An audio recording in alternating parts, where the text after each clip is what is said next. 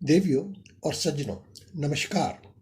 मैं आपका एस्ट्रोलॉजर पंडित एस के शर्मा अपनी यूट्यूब चैनल ज्योतिष डिवाइन एस्ट्रोलॉजी में आपका हार्दिक अभिनंदन करता हूं। आज फिर आपके लिए एक नया वीडियो तैयार है। आशा है आप इसे अवश्य पसंद करेंगे। इसका टॉपिक भी बहुत समय अनुकूल है। आप जानते हैं अभी सावन का महीना आने वाला है। सावन के महीने में भगवान शिव की पूजा अर्चना की जाती है और इस महीने का भगवान शिव से और शनि महाराज से और 7.5 से भी बहुत संबंध है। इसके बारे में आज वर्णन करेंगे। आगे बढ़ने से पहले आपसे हमेशा की तरह एक अनुरोध है, कृपया लाइक के बटन को प्रेस करें, पोस्ट को अधिक से अधिक शेयर करें। कमेंट बॉक्स में आपके कमेंट्स का हमें हमेशा इंतजार रहता है। अपना सजेशन भी आप दे सकते हैं। चलिए आगे बढ़ते हैं। दोस्तों, सावन का सुहाना महीना आने वाला है जिसका इंतजार हम सभी को होता है। भगवान शिव, देवों के देव महादेव का स्थान हमारे धर्म में सर्वोत्तम माना जाता है। त्रिलोकी के नाथ और रचिता भगवान शिव ही हैं और शनिदेव को कौन नहीं जानता। ब्रह्मांड के न्यायाधीश इन्हीं को माना जाता है। हमारे जीवन में किए हुए सब कर्मों का हिसाब किताब भगवान शनि ही करते हैं।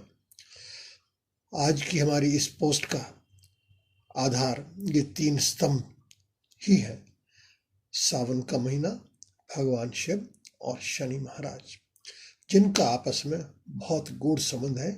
चलिए आगे बढ़ते हैं।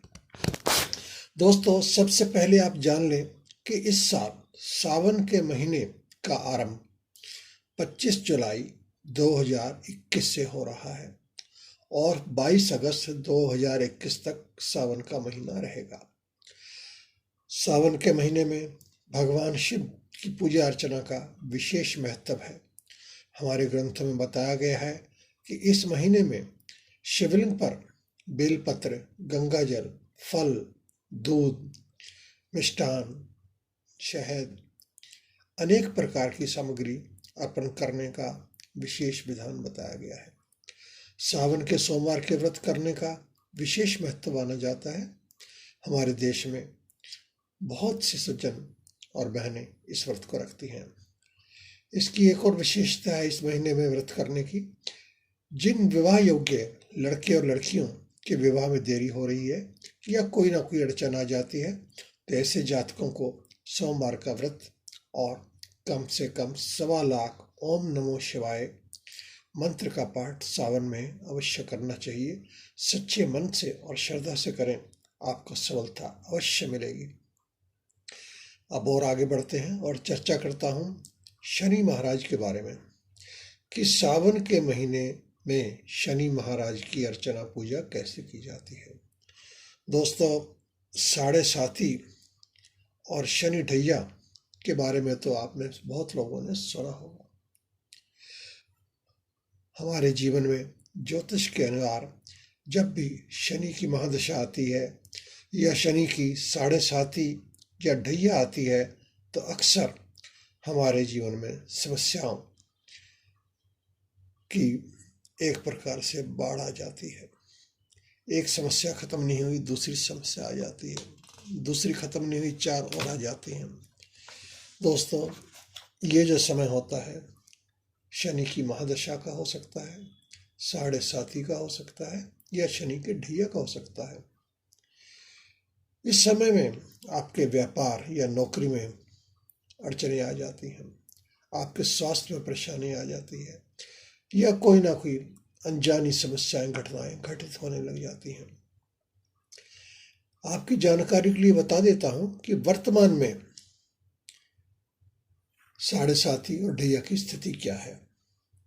दोस्तों, 3 राशि आप नोट कर लें: मकर, कुंभ और धनु। इन राशियों पर शनि की 7.5 चल रही है। 7.5 की एक विशेषता है कि ये जब भी आती है तो 3 राशियों पर इकट्ठी आती है। अब मैं बात करता हूं ढैया की।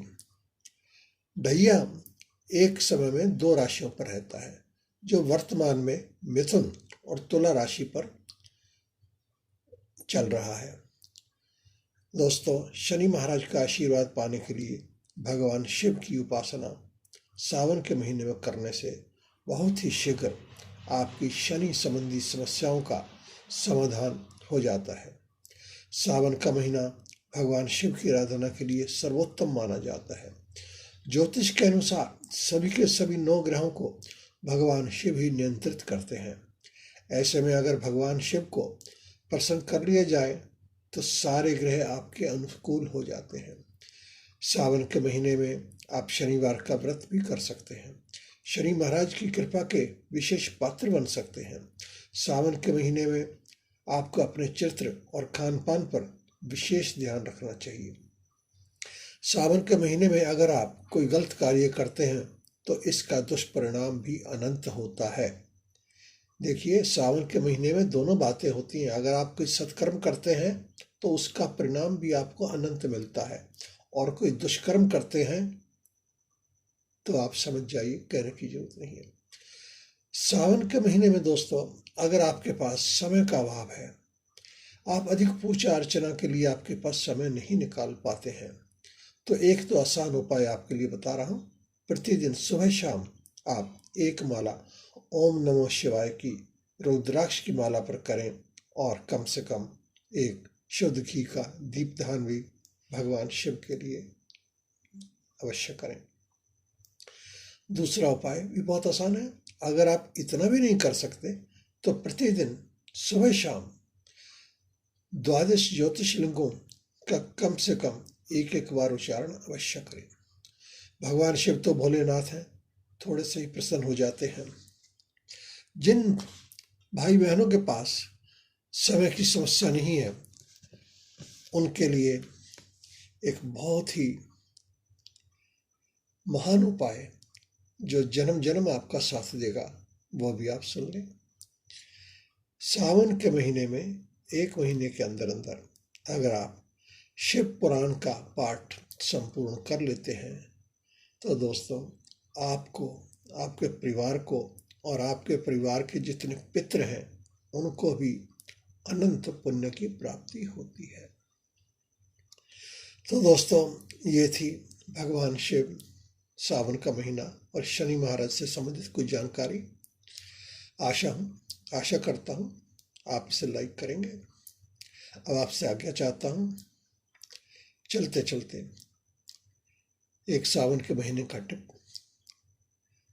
दोस्तों, सावन के महीने में आप कम से कम अल्कोहल और नॉनवेज का प्रयोग बिल्कुल ना करें, क्योंकि ये महीना बहुत ही पावन महीना माना जाता है और भगवान शिव जो ब्रह्मांड के स्वामी हैं उनको प्रसन्न करने के लिए बहुत ही अनुकूल समय है।